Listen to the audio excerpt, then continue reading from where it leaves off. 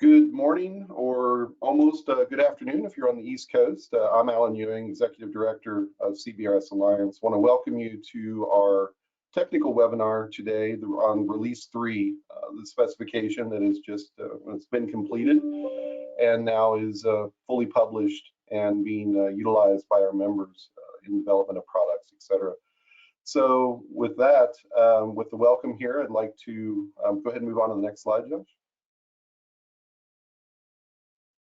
So first of all, of course, by joining this webinar, you agree to the terms of the CBRS Alliance privacy policy and webinar disclosure located in the event description by registering. You accepted that and saw that. We are recording this session, be aware, and we will put it up on the website. So if you do want to share that with your colleagues after the fact, that will be available as a resource for you. Slide, Jim. Let me do a quick introduction of our speakers today. We're very lucky to have what I consider a fairly distinguished and talented group of professionals that are going to help us through looking at this new material. First, our technical working group chairperson, Dr. Gary Boudreau, system architect at Ericsson. And Dr. Gary Boudreau is an LTE NR system architect at Ericsson and CBRS Alliance technical working group chair. He is a professional engineer with over 25 years of communication system engineering experience, spanning cellular, wireless telecommunications, satellite communications, and military systems. Secondly, I'd like to introduce Dr. Masood Olfat, Senior Director of Technology Development at Federated Wireless. He is also the Network Services Working Group Chair in the Technical Working Group. And he is a senior technologist and researcher with over 20 years experience driving innovative technology strategies and solutions for telecom corps such as Nextel, Sprint, Nextel, Clearwire, LightSquared, Federated, and the University of Maryland. Next slide, Josh, for some more of our presenters. Our next presenter is Iwo Angelo, Senior Standardization Specialist at Nokia, and he's also the Radio Working Group Chair in the Technical Working Group. He has over 15 years experience in mobile communications, R&D, and been a 3GPP and RAN4 attendee since 2005. He's been a rapporteur of various spectrum-related work items in 3GPP, including in band 48 and in 48 in 5G. Next is Dr. E. Hassan, Google Wireless Systems Engineer at Google, and he is the Coexistence Working Group Chair in the Technical Working Group. He has over 20 years experience in the industry, wireless communications, currently working on system requirements and protocol standardization in Wireless Innovation Forum and CBRS Alliance to enable spectrum sharing. Next slide, Josh. So quick run through the introduction, or the agenda here, of course, doing the introduction now.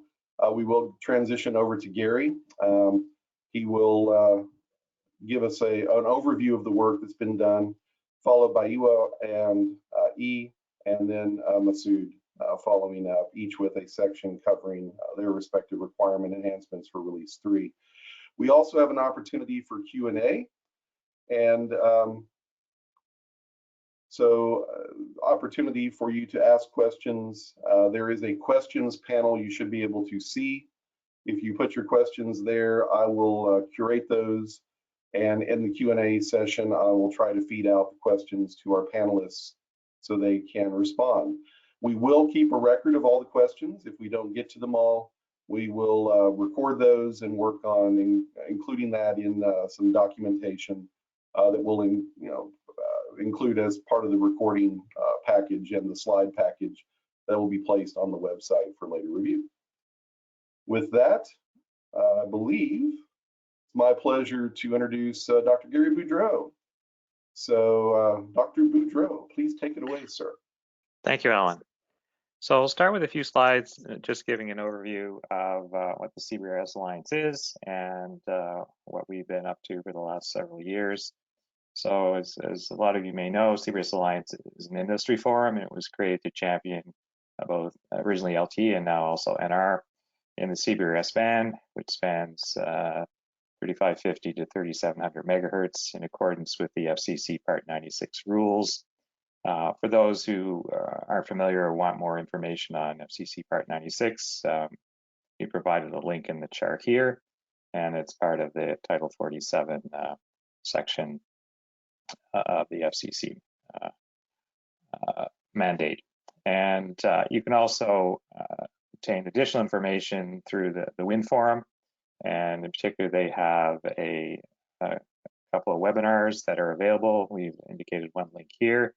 This webinar is a little old. It's from June 2015, but it does provide a good overview of the FCC rules. There are a few changes since then, but if you go to the WinnForum website or even do a search on YouTube, there's some more recent webinars as well that you could obtain additional information from. Next chart, please. So just wanted to highlight the differences between WinnForum and CBRS Alliance. So WinnForum is an official SDO or standards development organization, and it has multiple committees. The one that's most relevant to CBRS band is the Spectrum Sharing Committee, and it handles the FCC Part 96 rules and works closely with the US government to ensure their implementation. It is technology neutral. It has many members that support, for example, 3GPP, LTE, and NR, but other members that support other technologies such as WISPA or even proprietary technology used in the band. It's responsible for developing the SAS, the CBSD, and ESC requirements, security methods, interfaces between the SASs themselves as well as the SAS to CBSDs, and certification testing for CBSD and SAS. And in addition, more recently, they've also implemented specific tools and messaging, enabling coexistence across multiple technologies in what's defined as WinnForum Release 2. These are optional capabilities, and particularly these are relevant to CBRS Alliance. And we've worked in liaison with WinnForum to have messaging frameworks put in place as part of the SAS to CBSD communications that would enable coexistence within the OnGo ecosystem. So in contrast, CBRS Alliance, it is a technology forum focused on promoting LTE and NR technologies in the CBRS band. And it builds upon is compliant with the WinnForum standards, of course, and all the Part 96 requirements. We have a mandate to develop technical specs to support LTE and NR deployments, not only in traditional 3GPP type technologies, but also use cases, but also deployments for private networks, neutral host networks, multi-service operator networks, etc. And that's been a large part of the focus of our work. As I mentioned, we're focused on LTE and NR, and particularly coexistence of those technologies within the CBRS band, and how to ensure mitigation of interference where possible as part of those 3GPP technologies. We also address LTE and NR 5G commercialization, business and marketing issues. We have working groups that deal with those. This forum is, of course, focused on the technical working group and the technical requirements derived as part of that. CBRS Alliance has a broad range of members, including manufacturers, operators, verticals, and many more. And just as a caveat, wanted to highlight that the NR functionality or the initial 5G instantiation capabilities are standardized in Release 3. Releases 1 and 2 focused on LTE technologies. Next chart, please. So in terms of outputs, the technical working group is responsible for the specifications, best practices, recommendations, and guidelines surrounding technical requirements. We published a number of technical specifications, and they can be found on our website at the link indicated here. And we also interact and contribute to other fora as needed, including WinnForum, ATIS, Multifire, 3GPP, Small Cell Forum, etc., as we've indicated. In terms of the organization, the technical working group has 3 task groups. It's comprised of 3 task groups. There's a network services task group, a coexistence task group, a radio task group, and a home network identifier. Today, the presentations will focus along the first 3, the work of the Home Network Identifier Task Group was mainly implemented in Release 2, and there have not been any real changes to those requirements since Release 2. So we don't have an update for the HNI task group in this webinar. Next chart, please.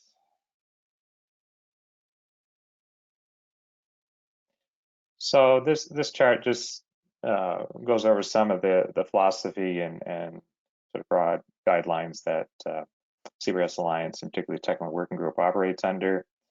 So one of the fundamental tenets is that we want to build on the existing standardization in 3GPP, both for EU LTE as well as NR 5G requirements, and add to those as needed to meet the unique requirements that are part of the OnGo ecosystem for specific use cases and applications. Other aspects that are part of the framework that we comply with is, of course, U.S. telecom systems must also comply with all relevant FCC rules, the various ATIS standards particularly related to mobility. And as mentioned previously, we also must comply with the WinnForum requirements, which include the FCC Part 96 rules. And so we layer the CBRS Alliance specifications and requirements on top of those foundations. And so in doing so, we're exploiting the strengths of multiple standard bodies to develop a commercial LTE and NR solution for the CBRS band. And in particular, we wanted to highlight that Release 3 is an instantiation of 5G using NR functionality. Release 3 is the first release that deals specifically with NR. Next chart, please. So what makes CBRS different? Well, of course, LTE and NR are designed for mobile network operators, deploying an exclusive use spectrum. And CBRS, we can envision as a lightly licensed shared spectrum. Of course, those of you who are familiar, there's 3 tiers defined in FCC Part 96, incumbent operators, PAL licenses, and the GAA general access availability. GAA is sort of like unlicensed, but with some additional guidance and capability and requirements imposed by the SASs in terms of assigned spectrum and power limitations. But the WinnForum framework opens up opportunities for new use cases not specifically addressed by 3GPP, such as neutral host networks. So we've built requirements around many of those use cases in defining, for example, shared CBRS home network identifiers, device-based authentication, multiple services, operator deployments, and many other applications. Next chart, please. So if you'd like,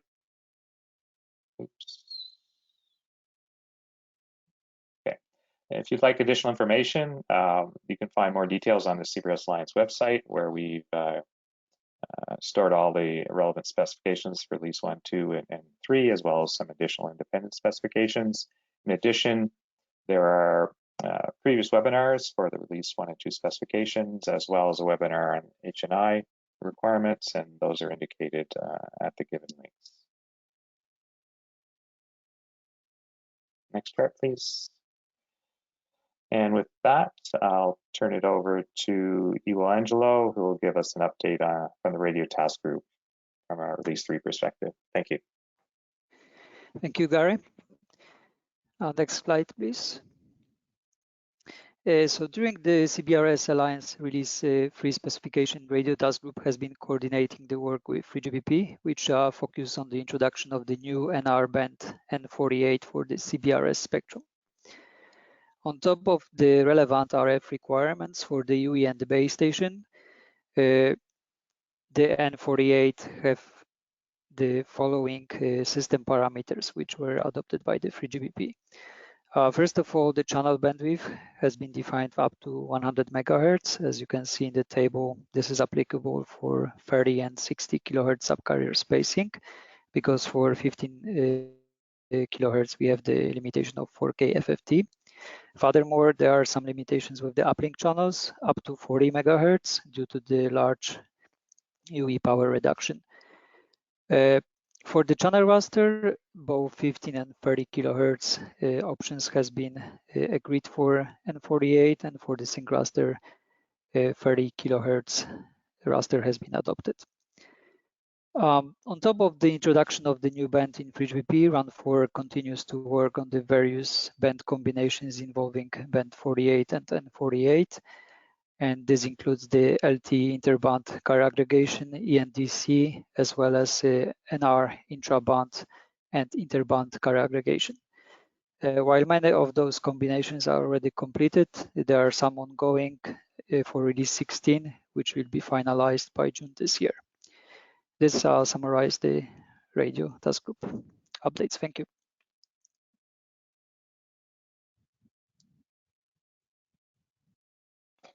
I guess we move forward now to the coexistence part. Andy. Thank you. Hi, everybody. This is the update on what's new in the release 3 coexistence specification. The key feature for this release is we include the support of 5G NR CBSDs. To support the 5G NR CBSDs, first, of course, we need to include the CBSDs using NR technology in the coexistence framework. And we specify some requirements for those 5G NR CBSDs so that they can coexist with the existing LTE CBSDs that we have specified in the release 2 coexistence specification. And then we also specify how GAA channels can be assigned for those NR CBSDs by the entity that we call the coexistence manager. And then finally, we upgraded the CXM. CXM is the coexistence manager to the CBSD protocol so that we can support the NR CBSDs. The next item that we have included in this release is we leave more flexibility for the use of TDD configuration if those CBSDs are indoor CBSDs. So we specify some deployment guideline and some protocol support so that indoor CBSDs can have more flexibility to choose the TDD configuration they would like to use. I'll explain more about these topics later on. Next, please. So regarding how to include NR CBSDs in the framework, the key issues is we need to have common synchronization in the TDD configuration between NR CBSDs and LTE CBSDs. For the issue of synchronization, we define all NR-TDD CBSDs shall derive the same frame timing as the LTE TDD CBSDs. So the frame synchronization are the same for NR and LTE CBSDs. Therefore, the frame boundaries are the same for NR and the LTE CBSDs. To derive the same frame boundary, there are two perspectives. One is the time reference. A common time reference has to be used by NR CBSDs as well. The TAI shall be used in this case. And then also the SFN initialization time is also another perspective that all the NR CBSDs has to use a common SFN initialization time so that the frame boundaries and then also subframe boundaries are all aligned among NR CBSDs as well as LTE CBSDs. Next, please. Okay, in addition to the timing synchronization, the TDD configurations are also extremely important. As we discussed in the release 2 specification, it is important that for LTEs, LCBSDs in a certain area, close by area, they should use the same TDD configuration so that all CBSDs are transmitting at the same time and receiving at the same time. The same requirement is made for NR CBSDs, but of course NR CBSDs are much more complicated in terms of TDD configurations. For example, the NR CBSDs can potentially support different subcarrier spacing, which has some influence on the TDD configuration as well.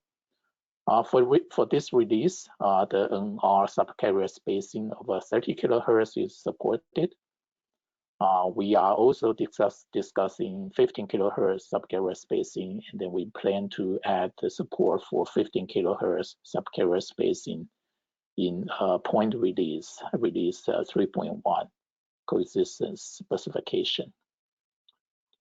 And all NR TDD CBSDs in a CBRS Alliance coexistence group shall support 2 mandatory uplink-downlink configurations.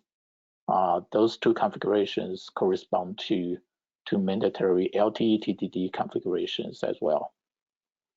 And then finally, all CBSDs, no matter they are LTE or NR, if they are in one TDD configuration connected set, they have to use the same or equivalent TDD configurations.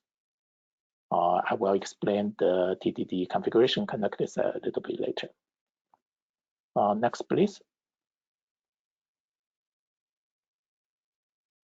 So here are the mandatory NR TDD uplink downlink configurations we have chosen.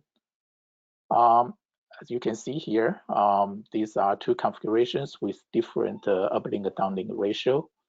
The first one is roughly 1:1. It's actually 4:5 uplink downlink ratio. And the second one is 2:7 uplink to downlink ratio. And these 2 different NR configurations, they have equivalent LTE configurations. The first one is equivalent to LTE configuration 1. The second one is equivalent to LTE configuration 2. Therefore, with these 2 configurations, if NR CBSDs and the LTE CBSDs, they are close by, the coexistence manager can instruct both NR CBSDs and the LTE CBSDs to use either the same configuration or equivalent configurations. So this will avoid the potentially significant interference issue if they have different configurations. In addition to those slots marked as downlink and then uplink, marked as D, and D stands for downlink, U stands for uplink, there are also slots marked as F. Those F subframes, they are like the LTE special subframes, and they have a symbol pattern specified at the bottom of this page. Those symbol uplink downlink patterns, they are equivalent to LTE TDD special subframe configuration 7. So we can also match exactly between NR and the LTE in those special subframes. Next, please.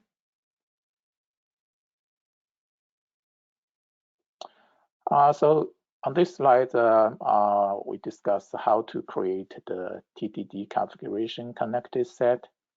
So we use the graph coloring approach that we used in release 2 as well. The example shown on the right shows there are several CBSDs. They are represented in different shapes of as knot, those CBSDs, and each knot can be examined by the coexistence manager to see if there are any close by CBSDs that could interfere with each other. So what the coexistence manager does is coexistence manager will calculate the coverage contour of each CBSD. The coverage contour is calculated based on the minus 96 dBm per 10 megahertz signal level. And if the coexistence managers see that two CBSDs have overlapping coverage contour, then the coexistence manager will create an edge between those CBSDs. So with the nodes and the edges on the graph, the coexistence manager will create different TDD configuration connected sets. So in the example on the right here, you can see there are 4 TDD configuration connected sets, and then within each connected set, all the CBSDs, they are either directly connected with each other by an edge, or they can be indirectly connected with each other through several edges. So all those CBSDs in a connected set, we determine that they can potentially interfere with each other if they use different TDD configurations. Therefore, the coexistence manager will mandate all the CBSDs in a connected set to use the same or equivalent TDD configuration. And regarding which TDD configuration to use, we follow the release 2 specification. Basically, the coexistence manager will find the majority preference of the TDD configuration, and then will ask all CBSDs to use that TDD configuration in a connected set. Next, please.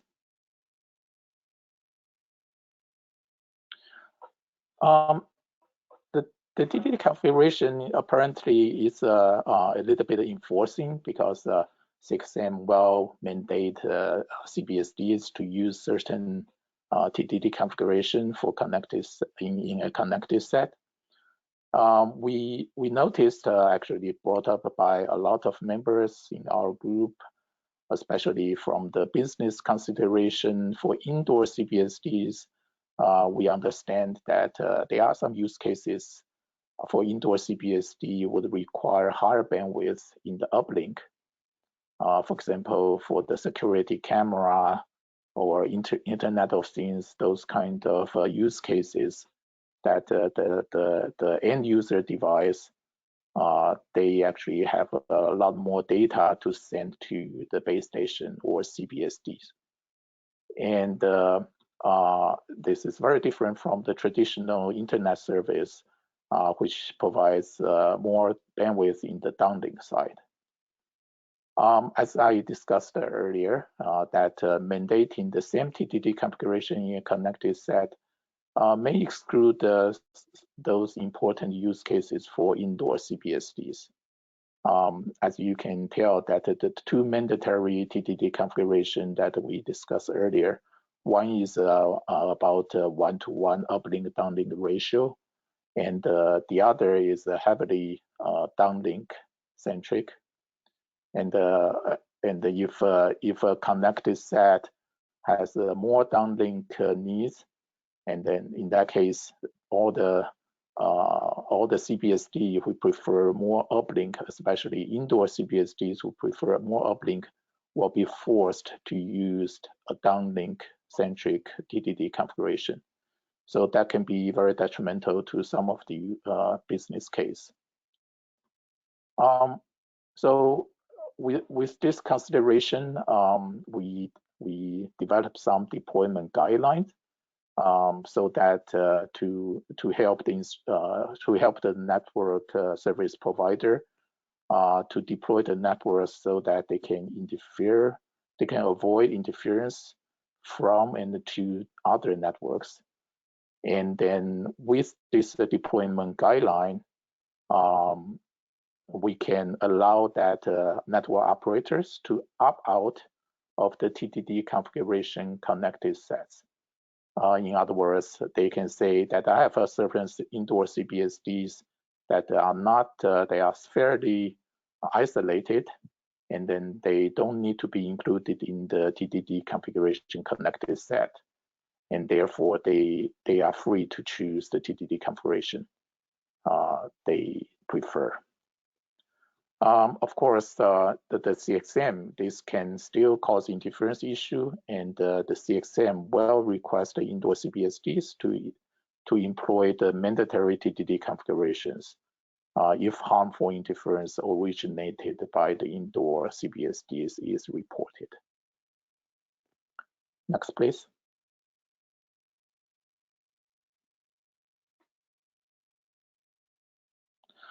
So the deployment recommendation we created for indoor to indoor and the indoor to outdoor coexistence is summarized in the following. To minimize the interference between CBSDs of different networks, the minimum recommended distance between CBSDs of different networks is 20 meters. For scenarios where the distance criteria cannot be met, isolation between CBSDs of different networks should be larger than 81 dB. And the isolation measurements between CBSDs not meeting the distance criteria should be performed to demonstrate the isolation requirement can be met for any pair of inter-operator CBSDs. And then finally, we encourage operators to coordinate the deployment prior installation with assistance from the Coexistence manager.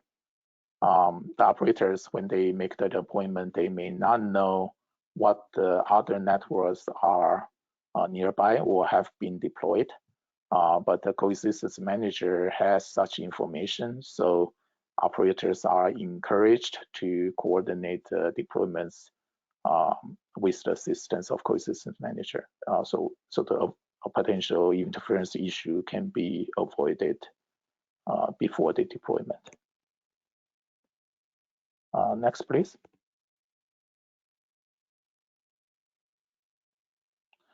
So this slide, we explain some SAS and CBSD protocol extension to support what we want to do for NR CBSD support and different TDD configuration selection. There are some new informations from CBSDs to Coexistence manager. Those new information includes the NR-TDD configuration, the NR-TDD configuration information that the CBSD prefers to use can be sent to the Coexistence manager.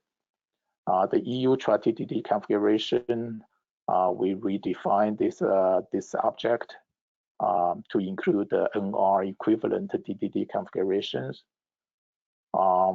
And the EU information object includes some redefinition of EU signal information to include the NR signal information. And finally, the indoor CBSD opt-out. This is a Boolean parameter that allows the CBSD to send out an opt-out request to the Coexistence manager regarding the TDD configuration connected set. And finally, a note is there are some new grouping objectives and the parameters being defined. It is already published in the WinnForum Release 2 specifications. And we are working on to incorporate those new parameters and new objects in the Release 3.1 Coexistence specification. Next, please. This is my last slide. This is about the GA channel assignment for NR CBSDs. So assume we have all the synchronization requirement and the TDD configuration requirement being met by the CBSDs. Then the Coexistence manager will treat NR CBSD and the LTE CBSDs in the same way in terms of GAA channel assignment for coexistence. We basically use the exact same framework to assign GA channels to both NR CBSDs and the LTE CBSDs.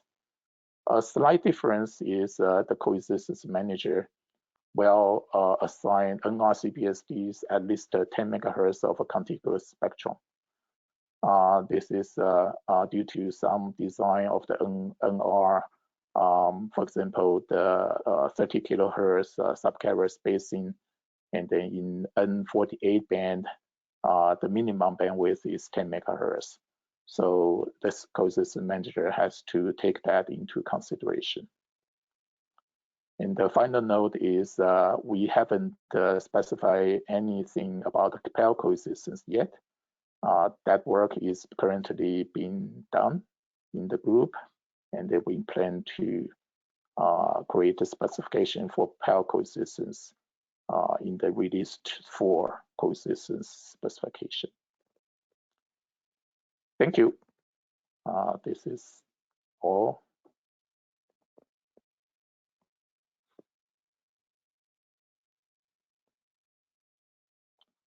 Masood, it's your turn.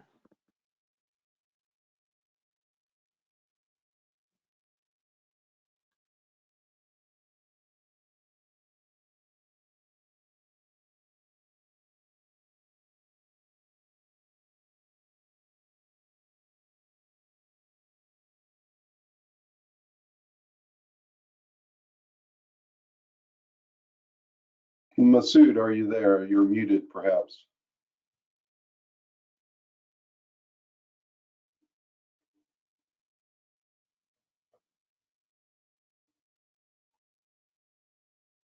So Gary, until Masood can join us, would you like to help out here, or how should we proceed? Okay. Yeah, showing Masood is muted, but hopefully he can solve that. So the Network Services Task Group has worked on a number of aspects for Release 3, work and study items. This first chart gives a recap of the content of Release 2. I'm sorry. Oh, Masood's on. Yeah, I'm sorry. I was muted by the organizer. I apologize. Yeah. So just was saying that this is a result of the work of many people, and specifically, I want to acknowledge Mr. Rajesh Kaliapurmar from RACUS, who is the co-chair of the group, and I will introduce the rapporteur of other groups as we go along. So first, I just wanted to remind everybody that in CBRS Alliance, we are using a concept called shared HNI. This is a home network ID or PLMN ID that is dedicated to all CBRS networks, or maybe all shared spectrum usage, specifically CBRS Alliance, which is 315010. So many of the developments in CBRS Alliance are around the fact that how we can address this shared HNI that is used by CBRS Alliance network. But by using this shared HNI, there are 10,000 sub IMSI blocks that can be allocated to this to the shared spectrum usage, and for each of those blocks, we can have up to 100,000 unique IMSIs that can be created and being associated to the UEs. Next page, please. So the quick review of the work item and study items that have been used in Release 3. We have been using, from a network architecture perspective, we have been using, looking at the 5G NR NSA non-standalone based, which is based on 3GPP Release 15, ENDC, ULTRA, NR, dual connectivity option 3, and which means that either both LTE and NR are in CBRS band, or LTE is in non-CBRS band and NR in CBRS band. Also, we have been looking at roaming architectures for specifically for LTE, and for roaming, we have been looking at data and IMS roaming, as well as the local breakout. And we have looked at the scenarios that roaming can happen between LTE network with either or both, one of them or both using the shared HNI that I just explained. Also, in Release 3, we have been looking at the 5G NR NSA aspect for extended authentication, which is the non-certificate based, the certificate-based authentication, or non-using based authentication, as well as we have been looking at the credential management, the extended authentication credential management capabilities for CBRS Alliance. Next page, please. So the 5G NR NSA CBRS network architecture is rapported by Ms. Orlet Pearson from Nokia. Next page, please. So release 3 has been based upon the non-standalone 5G NR, and in this case, we are assuming that either there is the user plane between the LTE node B to the EPC, to the 3GPP core based on EPC, and also there is a U plane between the G node B and the EPC as well. And the examples here are cases that the secondary call group, which is the G node B, has a U plane to the EPC, and also there is a possibility that you might have another user plane on the X2U between the master E node B and the secondary G node B. So these are the scenarios that we have assumed, and note that in all cases the 3GPP evolved packet core EPC is used, and as a result, many of the network architecture that we have developed before for all cases like private network and neutral host that 3GPP core is used can be applied here as well. There is one major important difference here, which is in the release 15 and in the scenarios that we are looking at, the user plane, the E node B is considered as the master E node B. There is a concern, and that is 3GPP doesn't allow the master E node B to use the field CSG, closed subscriber group. I want to remind everybody that in release 2 and release 1 in CBRS Alliance, we have been using the CSG parameter in SIB1 to broadcast the CBRS ID. So therefore, using this ENDC model, because CSG cannot be used in ME node B, we cannot exploit that fact. So as a result, and of course we didn't want to go and change the 3GPP specification, so there is no support for ENDC with ME node B as a CSG cell here. So the way that we handled that was allowing the UEs to use the reject cause code 15 that enables the UE that if it's connecting to a wrong CBRS based on shared HNI, can quickly detect and update its connection and try other network using SHNI. So I want to remind everybody that this is the release 3 was mainly based upon the non-standalone 5G architecture, and in release 4 we are looking at the standalone 5G architecture for CBRS Alliance. Next page, please. We have had several works for data IMS and local breakout in shared HNI.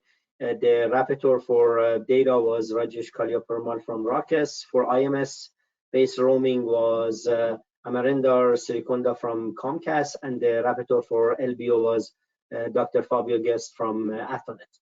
Next page, please.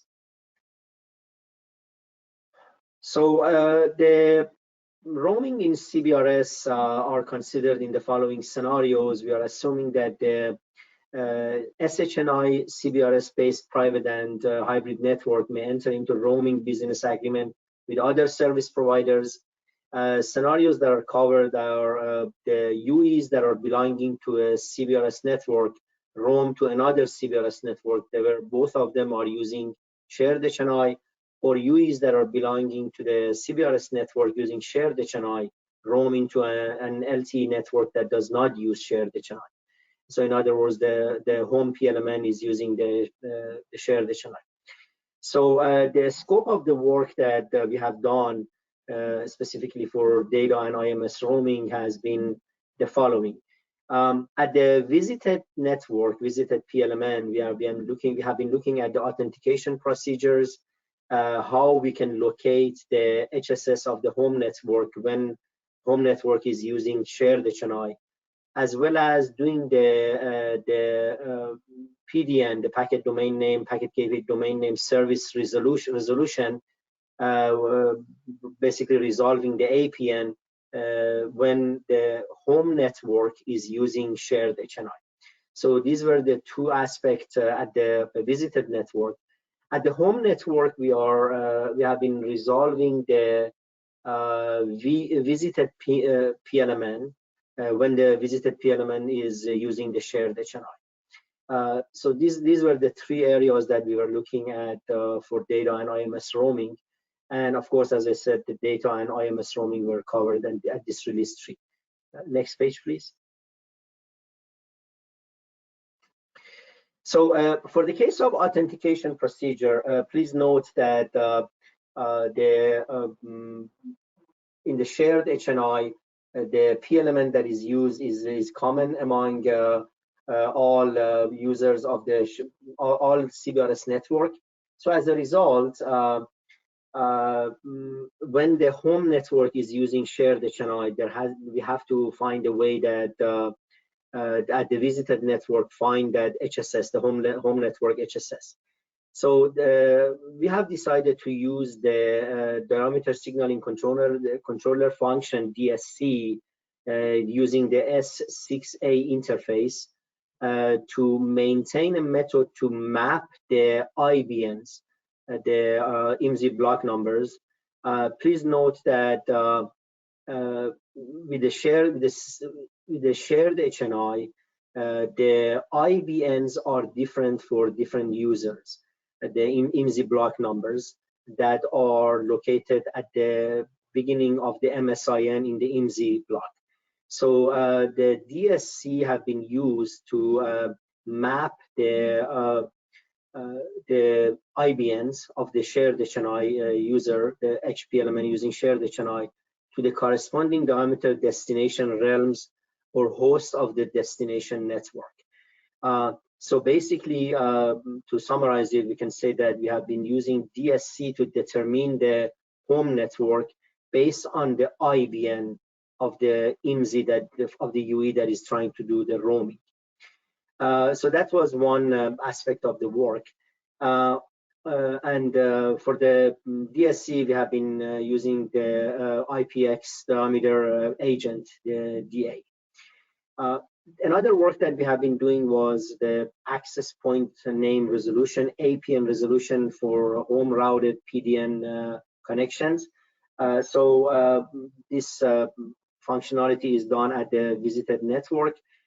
Please note that the APN name as a visited network is resolved based upon a function like APN name FQDN, fully qualified domain name in 3GPP.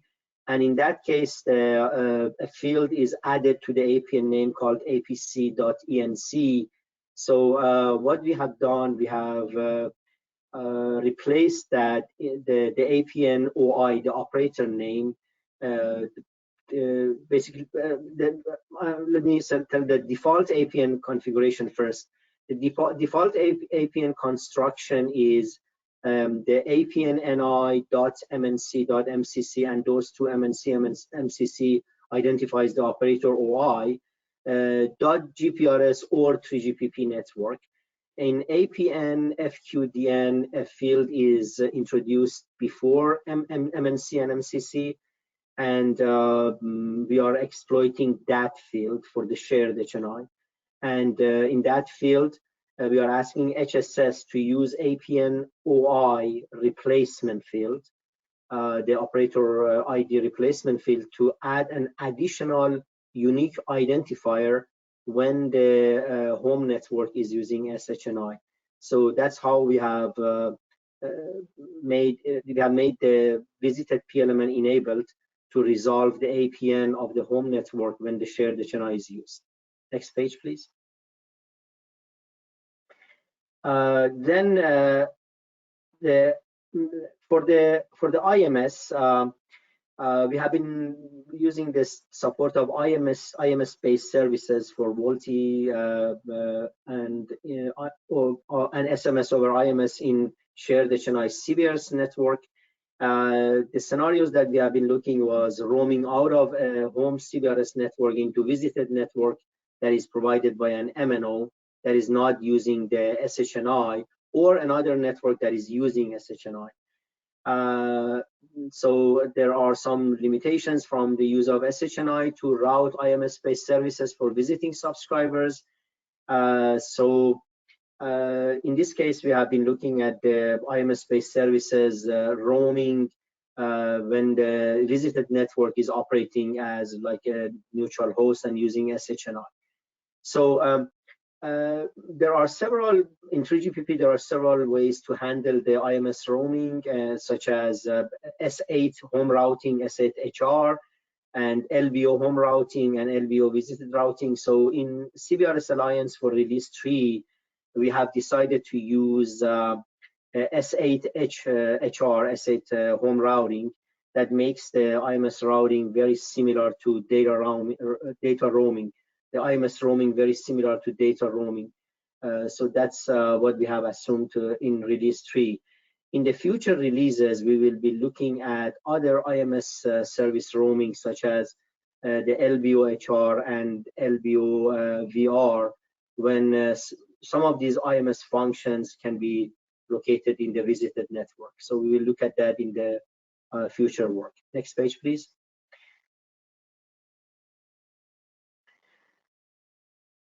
So one other functionality that we have looked in release 3 for CBRS roaming was resolving the vPLMN identity, the visited PLMN identity by the home PLMN when the vPLMN is based on shared HNI. So for that, we have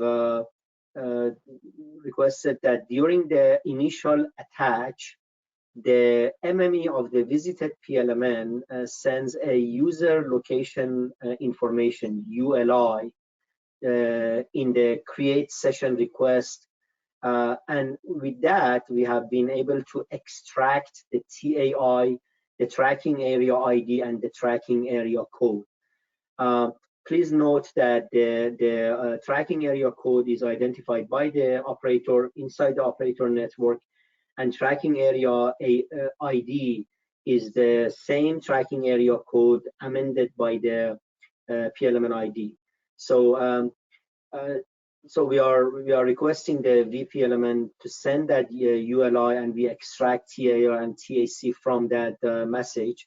So the HPLMN derives the identity of the vPLMN by extracting the IBN portion of the tag. So with that, using that, we have been able to resolve the vPLMN ID at the HPLMN when vPLMN is using CBRS SHNI.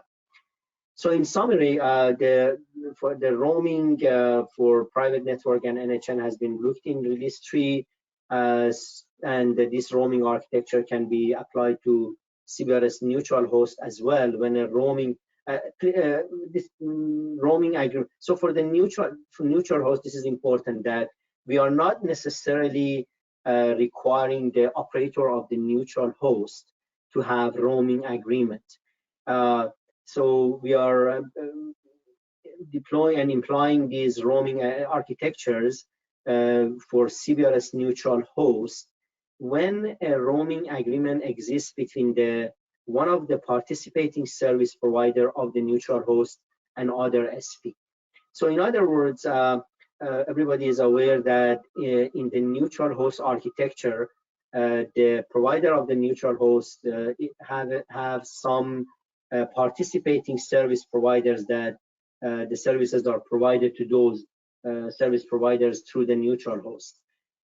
So we are expecting that the roaming through CBRS neutral host can happen if at least one of those participating service providers have a business agreement with the other service provider that we want to do roaming. And also, as I mentioned before, for both data and IMS roaming, we have been using the S8 HR architecture, and we are looking at the IMS roaming for LBO and LBO VR and LBO HR later. Next, please. So I want to quickly address the other two. Next page, please. So the LBO, we have been looking, I'm sorry, before that, we have been looking at the LBO in CBRS, and in that case, we have been exploiting the S gateway LBO for both full traffic offload as well as the partial traffic offload. LBO is available to UIs that are accessing the network using any of the access modes. We have several access modes in CBRS Alliance, and LBO allows the operation in all those access modes. And it is the service provider's responsibility to authorize the select of the traffic to be broken out. As I said, we can have all traffics to be offloaded or some of them, and we have made it the responsibility of the service provider. So next page, please. So I spent only 30 seconds on the next one. So finally, we have been looking at the external authentication. Dr. Tao Wan from Cable Lab was the rapporteur of the external authentication for NR. Next page, please. So in this case, as I mentioned, because we are using EPC, 3GPP EPC, there is no change in the extended authentication methodology. So it's the same. Only we have to make sure that the key derivation, which is happening at the master eNode B for the dual connectivity architecture, it derives the SKG node B, and that is used for user plane encryption and integrity protection. Next page, please. And finally, the last work item, which is external authentication credential management, which is rapporteured by Dr. Max Pala from Cable Lab. Next page, please. So we have been using the IP creds methodology to do which is based on an IP-based identity management. We have been using that to perform the credential management. Please note that in the case of extended authentication, we are not necessarily using the SIM-based, so we need to use some approaches to do the management of the credentials between both the client and the server. So the credential management system that we have developed based on IPCred, it provides the possibility to register and automatically renew the device credentials by leveraging the IPCred protocol even before providing IP connectivity. And I want to emphasize that this has been enabled for different type of credentials, such as X509 using username and password, or even SIM-based credentials. And if it's supported by UE, it allows for switching between different types. And next page, which is the last page, just identifies the benefits and advantages of using this CBRS Alliance credential management that provides flexibility without compromising security and usability. And it allows new clients to provide authorization information at the time of registration and easy bootstrapping mechanisms. Note that it doesn't require service discovery, doesn't require device certificate on the devices, and also doesn't require necessarily IP connectivity. It can be done before IP connectivity, and it provides a full life cycle credential management. With that, I pass it to the organizer, and thanks for listening. Thank you, Masood, and thank you to all of our presenters today. Excellent material to go over.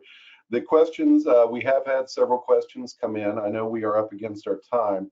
As I chatted in the window there, we are capturing all the questions. We will provide answers. We'll include an answers section in the materials that we upload, and we will notify all the registries that where those materials are located as soon as they're uploaded. So there'll be a recording there will be the slides, and there will be the Q&A that we'll be providing. So if you do want to ask a question, please get that in, and we'll make sure to capture that before you leave. So with that, we're up against our time. I wish everyone continued good health. Appreciate your interest in our topic today. And with that, we will close the webinar. Thanks to everyone.